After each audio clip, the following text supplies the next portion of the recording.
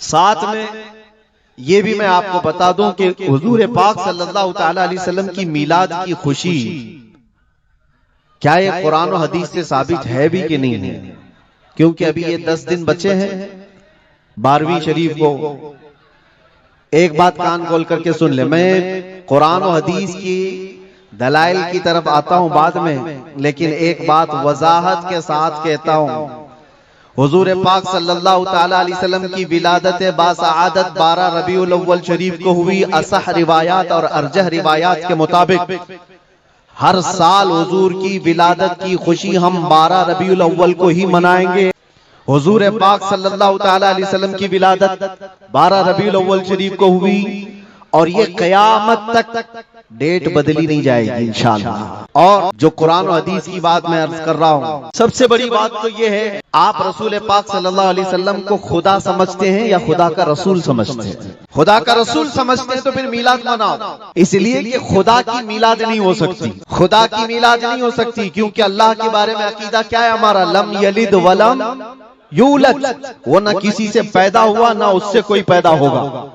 اللہ کسی سے پیدا نہیں ہوا اور اللہ کے پیدا ہونے کی کوئی تاریخ نہیں بنائی جا سکتی، اس کی میلاد نہیں ہو سکتی۔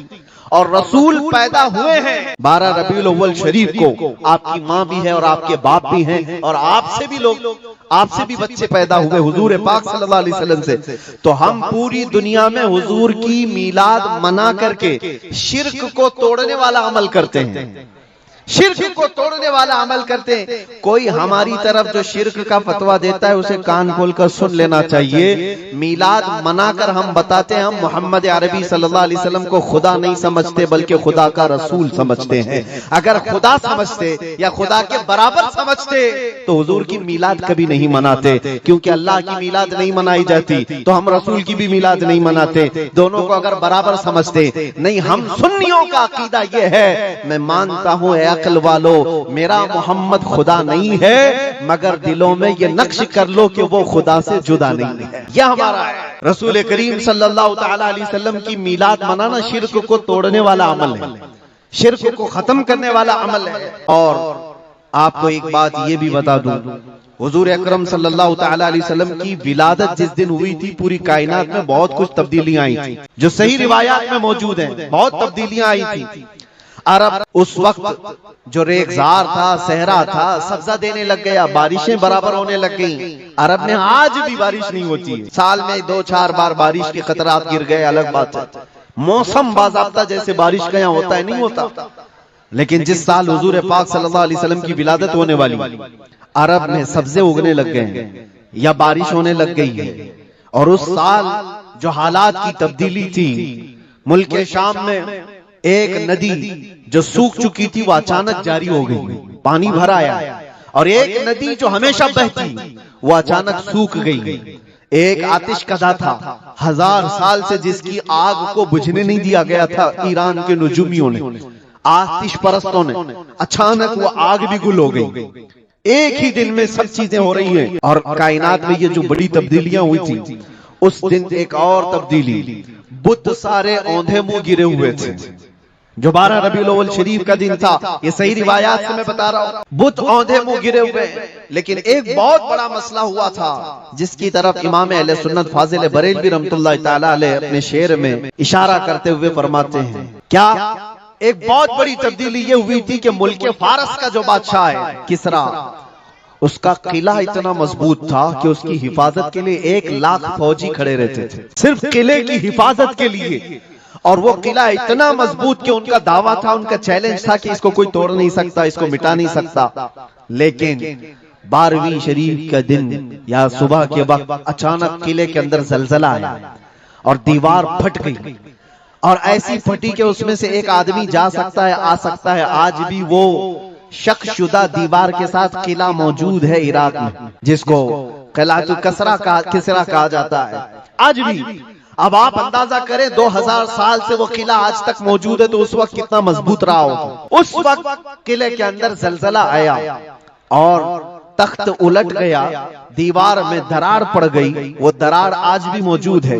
بادشاہ حیران و پریشان، دوسرے دن سارے نجومیوں کو بلایا گیا اور پوچھا گیا کہ یہ کیا ماجرا ہے کہ اتنا مضبوط قلعہ کیسے یہ ٹوٹ گیا، یا اس کی دیوار میں شگاف کیسے آ گئی ہے؟ تو سارے نجومیوں نے اپنے علم کے مطابق جو نتیجہ نکالا، بادشاہ سے کہا در حقیقت یہ زلزلہ عام زلزلہ نہیں ہے، یہ تیری دیوار کا ٹوٹ جانا یہ عام سی بات نہیں ہے، ہمارا علم یہ بتا رہا ہے کہ اس روئے زمین پر اللہ کا کوئی نبی پیدا ہوا ہے جو تیری سلطنت کو ختم کرنے والا ہے۔ ایک بچہ عرب میں ایسا آیا ہے، آئی نئی حکومت، سکہ نیا چلے گا، عالم میں رنگ بدلا، صبح شب ولادت، اس دن جو ہوا تھا اس کو امام اہل سنت کیوں فرماتے ہیں؟ وہ ایک دن کی بات ہے نا، حضور کی ولادت ہوئی، فارس کے قلعے میں کیا ہوا؟ زلزلہ آیا۔ حضور کی ولادت ادھر مکہ میں ہوئی اور ملک فارس میں زلزلہ آیا اور قلعے کے اندر دراڑ آئی۔ اب سنو، اعلیٰ حضرت کہتے ہیں حشر تک ڈالیں گے ہم پیدائش مولا کی دھوم، یعنی قیامت تک ہم رسول اللہ کی میلاد کا ذکر دھوم دھام سے منائیں گے۔ اس کا اثر کیا ہوگا؟ فارس میں تو دیکھا تھا، قلعے میں زلزلہ آ گیا تھا، حضور کے پیدائش کے ذکر سے ہی قلعہ ہل گیا تھا۔ اب ہم جب ذکر کریں گے مثل فارس نجد کے قلعے گراتے جائیں گے، مثل فارس نجد کے قلعے گراتے جائیں گے۔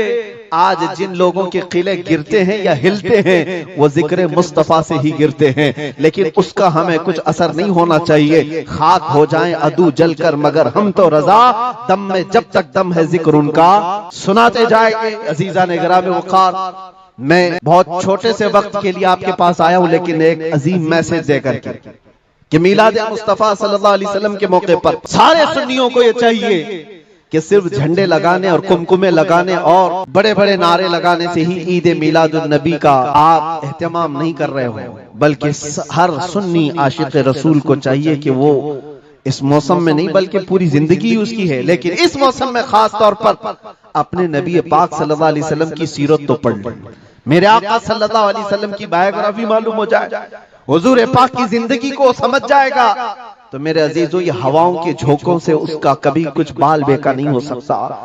جو نبی پاک صلی اللہ علیہ وسلم کو پڑھا ہوا ہے وہ طوفانوں اور آندھیوں میں اپنا مذہب نہیں بدل سکتا، وہ لوگوں کی لالچ پر اپنا دین کا سودا نہیں کر سکتا۔ یہ وہی لوگ ہیں جو دین کے سودا کرتے ہیں جنہوں نے اپنے نبی کو نہیں پڑھا۔ حضور پاک صلی اللہ علیہ وسلم کو جن آنکھوں نے ایک بار دیکھا ہے وہ صحابہ کی زندگی تو دیکھ لیں، ان کو کھولتے ہوئے تیل میں بھی ڈال دیا گیا، مگر دامن مصطفیٰ سے ہاتھ ہٹانا تو دور کی بات ہے، زبان پر لفظ لانا بھی انہوں نے کبھی گوارا نہیں کیا ہے۔